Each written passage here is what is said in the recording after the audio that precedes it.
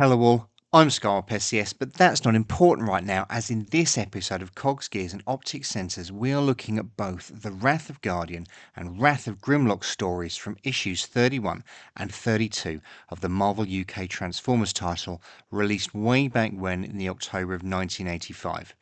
With Simon Furman taking influence from the similarly named Star Trek movie to title it, and British penciler Barry Kitson taking up art duties, we pick straight up from where the Decepticon Dam Busters cliffhanger left us, with the Guardian robot clutching a somewhat worse for wear looking swoop, and the Dinobots, not always taking the time to form a plan, charging him down, only for Ratchet to see the writing on the wall, but his warnings fall on deactivated auto-sensors as the Guardian discards swoop and sets about dispatching the 4 remaining Dinobots, not even allowing Grimlock to finish issuing orders. The next page, though, is great, as Ratchet almost gives a commentary of the battle as he lists off the Guardian robot's strengths and even his weaknesses, one of which is a strong magnetic field, which we saw in the Raiders of the Last Ark, and the other relying on a fine laser beam, almost like a laser scalpel you could say, which by using Grimlock as a vantage point, and he won't be the only Autobot to do that in the Transformers franchise, he has a flash of inspiration and deploys the device to much better effect than he previously has done, and overloads the Guardian, who retreats back into the Ark. As he dresses the Dinobot team leader down though, he gets an almighty bite out of him. You're gonna need a bigger boat. As Grimlock snaps back and takes offence to both being put in his place and the fact that Swoop will have to wait his turn in the repair queue, as there are other Autobots who are simply a higher priority, which the other 3 sniggering Dinobots all find absolutely hilarious, and Grimlock, unusually for him, failing to see the funny side, orders them to begin the search for the errant Guardian. But Ratchet, who's quite clearly close to popping a casket himself, is spooked by the headless body of Optimus Prime that he's been casually storing in the foyer, and a quick bit of exposition from the Autobot medic leads us nicely into Shockwave explaining to Optimus that he's the one responsible for the Guardian's current state, and that he still intends to use the Matrix to imbue the 6 brain modules he has prepped with life. And as Prime reminds us that he has transferred the rest of the Matrix to Buster Witwicky, we are conveniently shown with a turn of the page that poor Buster has most definitely not followed in his father's mechanical footsteps. And as he's struck down again by a Matrix migraine, he turns to see the tape player has fixed itself almost on its own. Now, a couple of points as we move on.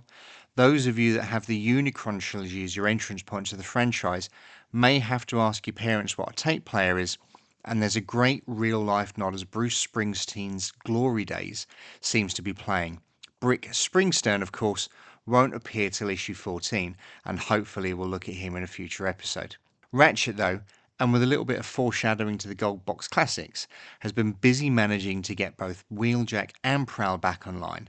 and with Sunstreaker badly injured from the events of US issue 5, he's had to turn his attention to Jazz as the 3 are alerted to whatever it is that Wheeljack has just spotted on the monitor. But we're going to have to wait to find out just what that is, as the Dinobots, still stalking the corridors of the Ark for their prey, are luring him into a false sense of security by making him think that they haven't spotted him behind them, and as they engage with him once again, possibly in a weakened state from Ratchet's laser scalpel earlier in the issue, a quick call out with a strike from the Energo sword and a volley of blaster shots see the malfunctioning Guardian slump backwards, and Snarl making the decision to power him down permanently. Flicking back to the control room though, and it would appear that there is a nuclear bomb inside the Ark, and as our 3 Autobot leads get to a confirmed visual on it, it transpires to be none other than the Wayward Guardian.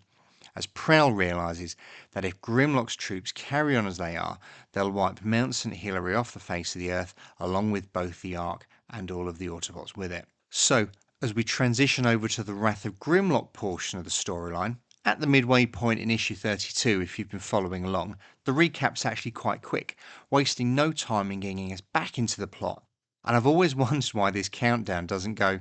3, 2, 1 instead of 1, 2, 3, but that's probably why I just talk about comics and don't create them.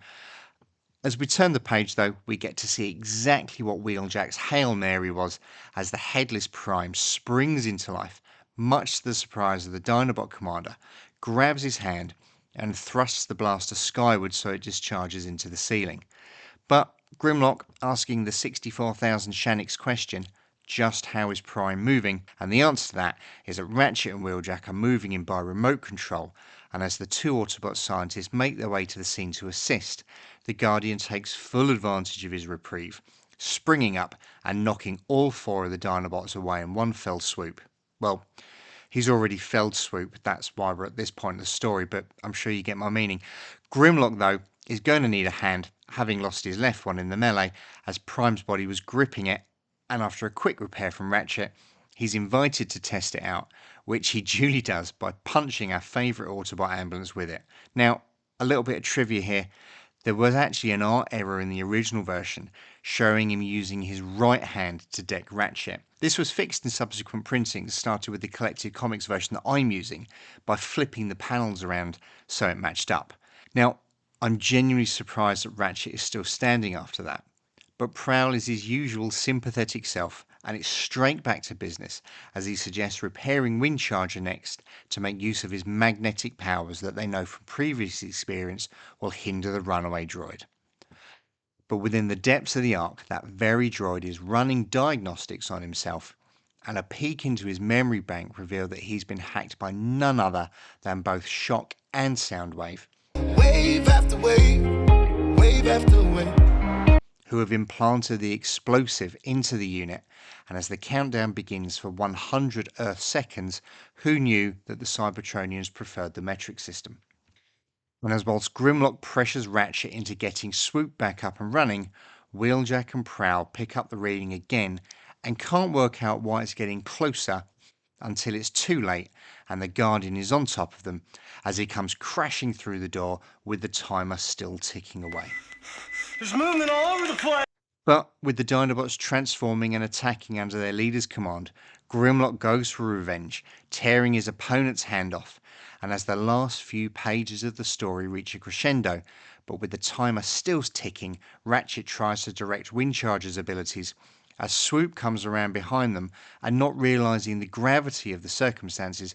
goes to shoot the droid but is pulled away by Ratchet at the last minute and has the risk of the detonation explained to him, which Swoop acts on pretty quick. Having created yet another hole in the roof of the Ark, he transforms into Dino mode, and as the timer continues to tick away, scoops the droid unit up and flies him as far as he can in the time that he has, releasing him to fall as the detonation occurs to the obvious shock of the rest of the onlooking Autobots. And we get a one-page epilogue to round things off, telling us that Swoop's body was never recovered. The Dinobots leave for the time being, and we find out that Ratchet is able to continue repairs as Josie Bella plots her imminent return. And there it is, both the Wrath of Guardian and the Wrath of Grimlock, despite being reprinted in the Collected Comics number 6 and the Holiday Special of 1994. They weren't seen again until IDW's Best of Grimlock in 2010. We also get to see these great covers on issues 31 and 32 by Will Simpson. So if you've read this one, folks, please let me know in the comments, and especially let me know where you first encountered it, the Collected Comics reprints or the original issues. So thanks for watching along to the end. Please consider subscribing to the channel and liking this video, and if you didn't like it, leave one anyway. If you want to say hi on social media, you can find me here. But whatever you do, stay safe.